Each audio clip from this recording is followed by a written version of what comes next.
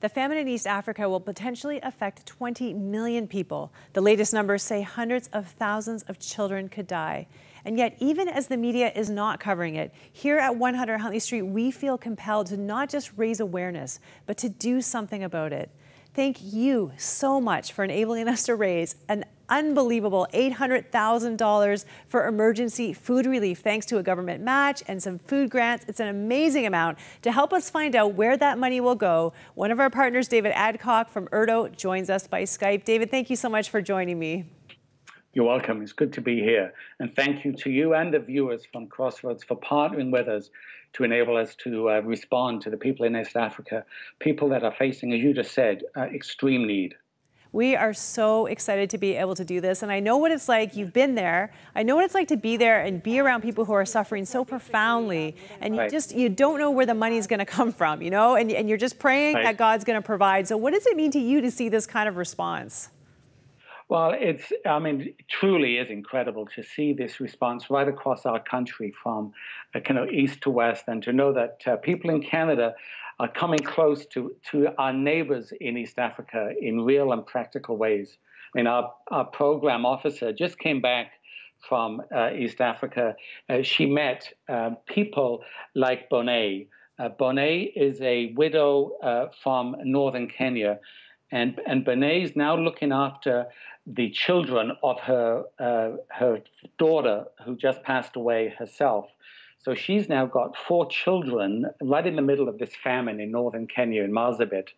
And for us to be able to come close to Bonet, she was having what she called famine tea, which was really a meager kind of eating roots and vegetables and kind of boiling them for a tea for herself and her children. She wasn't even able to send them to school.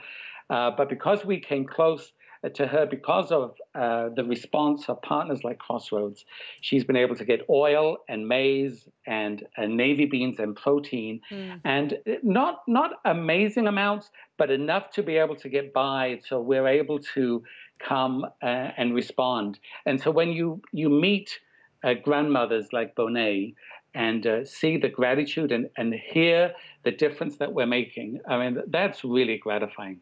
I know what that feels like, you know, and I think sometimes when people give, they give in faith, but we always wonder, like, so where does that money go? What difference did my money make? And a lot of people sacrifice here in Canada to give because they know how much people are suffering, just like Bonet. Where and how is this money going to be spent? Give us a sense of the difference it's going to make on the ground. Sure. Well, ERDO is responding right now in East Africa, Cheryl, in three main areas: in northern Kenya, in Marsabit, in Somaliland, which is kind of northern Somalia, and in Uganda, as we're responding to South Sudanese refugees that are coming over the border. Right now in, for instance, Uganda, 2,500 people are crossing the border from South Sudan into Uganda every day. They're in camps, in refugee camps in the northwest part. So we're able, because of the partnership of Crossroads, we're able to expand and extend our programming in Rhino. We're able to respond and care for nursing and expectant mothers, people that are women that would often just get enough like everybody else, but their nutritional needs are much higher because of their situation as being expecting or nursing young children.